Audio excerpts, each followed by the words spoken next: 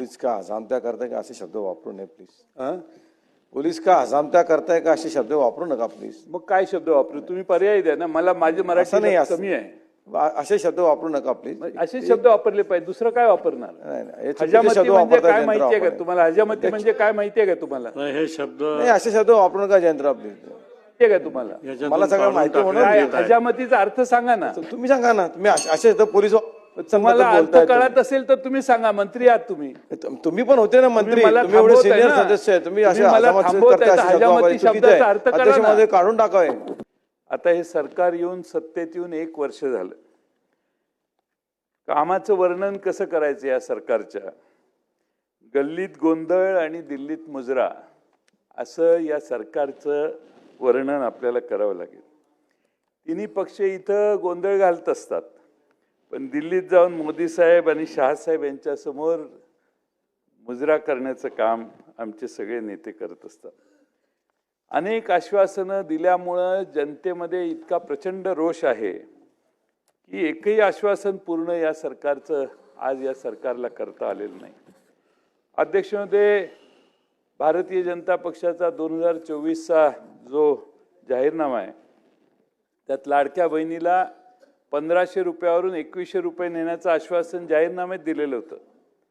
महिला सुरक्षिततेसाठी 25,000 महिलांचा पोलीस दलात समावेश करण्यात येईल असं जाहीरनाम्यात आश्वासन आहे.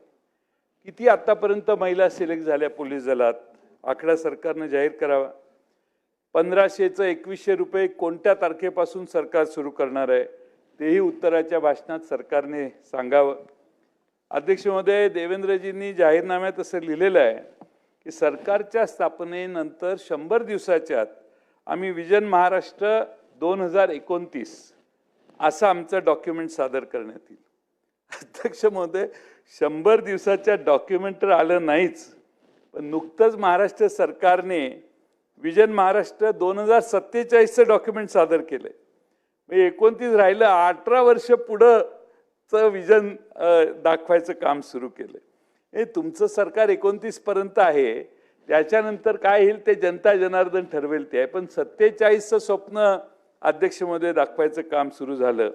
आणि म्हणून माझी विनंती आहे की जे काही डॉक्युमेंट आहे, अजून मला ते डॉक्युमेंट मिळालेलं नाही, जनतेला ते डॉक्युमेंट खुलं करावं आणि त्या जनतेचे अभिप्राय देखील हे जे विजन महाराष्ट्र 2047चं डॉक्युमेंट आहे त्याच्यावर जनतेचा अभिप्राय देखील घ्यावा असं माझं माननीय मुख्यमंत्री महोदयांना विनंती आहे.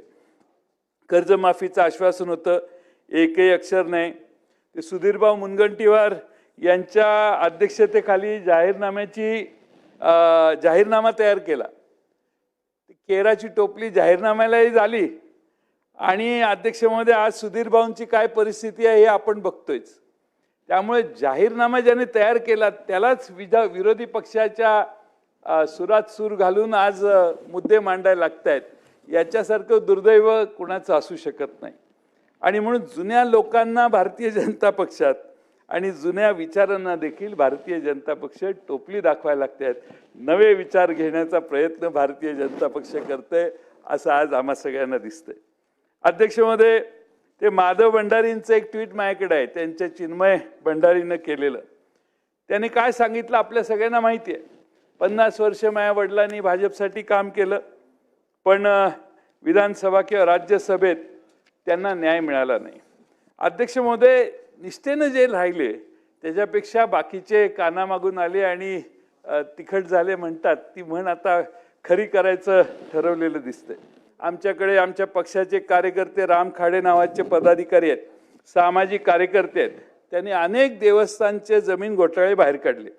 पोलीस संरक्षण त्यांना मधल्या काळात देण्यात आलं, सरकारने पोलीस संरक्षण काढून घेतलं. त्यानंतर त्याचा रिव्हॉल्वरचा परवानाही रिन्यू करून दिला नाही. आणि गेल्या 15 दिवसापूर्वी नगर जिल्ह्यात त्याच्यावर हल्ला झाला. मेलाय म्हणून माणसांनी सोडला. 10-12 जणांनी एका वेळी हल्ला केला, जवळपास मेलेला होता, पण कसा बसा तो वाचला. आता तो थोडा शुद्धीवर आलाय. अध्यक्ष महोदय, त्याचा एक पाय तुटला, एक हात तुटला, त्याला प्लास्टर झालं. पण अध्यक्ष महोदय, अशा सामाजिक कार्यकर्त्यांच्यावर हल्ला कोण करतं? 15 दिवस झाले तरी एक माणूस सापडला नाही. पोलीस काय हजामती करतायत का काय? मला आश्चर्य वाटतं अध्यक्ष महोदय. म्हणजे संध्याकाळी जेवताना हॉटेलच्या समोर माणसाला मारहाण होते आणि अध्यक्ष महोदय त्याचा कोणच मागमस पुरावा लागत नाही. पोलीस का हजामत्या करताय का असे शब्द वापरू नये प्लीज. पोलीस का हजामत्या करताय का असे शब्द वापरू नका प्लीज. मग काय शब्द वापरू? तुम्ही पर्याय द्या ना मला. माझी मराठी नाही, कमी आहे. असे शब्द वापरू नका प्लीज. असे शब्द वापरले पाहिजे, दुसरं काय वापरणार? हे चुकीचे हजामती शब्द म्हणजे वापरताय काय माहितीये जयंतराव का तुम्हाला? हजामती म्हणजे काय माहितीये का तुम्हाला? नाही, हे शब्द नाही, असे शब्द वापरू नका जयंतराव प्लीज. माहितीये का तुम्हाला? याच्यातून मला सगळं काढून माहिती टाकण्यात म्हणून काय येत आहे. हजामतीचा अर्थ सांगा ना. तुम्ही सांगा ना. तुम्ही असे शब्द पोलीस तुम्हाला अर्थ बोलताय कळत असेल तर तुम्ही सांगा. मंत्री आहात तुम्ही. तुम्ही पण होते ना मंत्री. मला तुम्ही एवढे थांबवताय सिनियर ना. सदस्य आहे. तुम्ही असे तुम्ही मला हजामती थांबवताय करताय तर असे शब्द हजामती वापरायचे चुकीचं शब्दाचा आहे. अर्थ कळा अध्यक्ष ना. महोदय काढून टाकावे. नाही अध्यक्ष महोदय कसा काढता येईल शब्द? तो हे नाही आहे, म्हणजे अनपार्लमेंटरी नाही आहे. मंत्री झाला म्हणजे जास्त कळतं असा गैरसमज करून घेऊ नये. अध्यक्ष महोदय नाही, रेकॉर्डवरून हे शब्द काढण्यात येत आहे. कुठले? हजामती. कारण काय सांगा ना. ते अनपार्लमेंटरी आहे का सांगा अध्यक्ष महोदय. विनाकारण मी पोलिसांच्यावर टीका करतोय, तुमच्यावर नाही टीका करत. तुम्ही कारण सांगा ना. ते अनपार्लमेंटरी आहे का शब्द? काम करत नाही इथपर्यंत. नाही, ठीक आहे. अनपार्लमेंटरी असेल तर काढा. ठीक आहे, तपासा. असेल तर काढा, नसेल तर ठेवा. अशी थोडी पद्धत आहे. अध्यक्ष महोदय त्या राम खाडेंच्यावरचा हल्ला, त्याने देवस्थान जमीन घोटाळे बाहेर काढले. त्याच्यापैकी कोणीतरी हे काम केल्याचा संशय आहे. अजून एकालाही अटक पोलीस करू शकले नाहीत आणि म्हणून तो शब्द मी वापरला. तुम्हाला त्याच्या वेदना कळणार नाहीत, पण ज्यावेळी गुजरते ना त्यावेळी कळतं की माझ्याकडे पाहून बोला जयंतराव. हो, ते समोर बसलेत ना, तुमच्याकडे बघून बोलतो. माझ्याकडे पाहून बोला. तुम्ही तुमचा चेहरा मला नेहमीच आवडतो, त्यामुळे काय मला तुमच्याकडे बघायला काही तक्रार नाही. मोदी साहेबांनी सांगितलेलं ना, खाऊंगा ना खाने दूंगा. Very good. आता देवेंद्रजींनी थोडा बदल केलेला आहे. मैं नहीं खाऊंगा लेकिन आपको खाने दूंगा. ज्याला काय करायचं ते करा, अशी आता सध्याची परिस्थिती आहे असं वाटायला लागले. ते म्हणतात तसं माझा दावा नाही, त्यांच्यावर काय आरोप नाही, पण सध्याची परिस्थिती महाराष्ट्रातली ही प्रचंड भ्रष्टाचाराची आहे. अध्यक्ष महोदय, माझं शहर आहे उरण इस्लामपूर, त्याचं गडबडीत नाव बदलून यांनी फक्त इस्लामपूर केलं. उरण नाव घालावं म्हणून लोक उपोषणाला बसले. अध्यक्ष महोदय आता उरण इस्लामपूर हे केंद्र सरकारने कळवलं पाहिजे, पण अजून नाही कळवलेलं सरकारने. अध्यक्ष महोदय, माझं विनंती आहे सरकारला की अहमदाबाद शहराचं नाव अजून बदललेलं नाही. देवेंद्रजींचं फार वजन आहे दिल्लीमध्ये.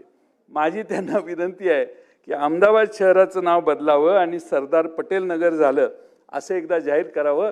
देशातली जनता प्रचंड त्यांचा आनंद गगनात मावणार नाही, कारण सरदार पटेलांच्याबद्दल आम्हा सगळ्यांना तेवढाच विश्वास आणि आनंद आहे.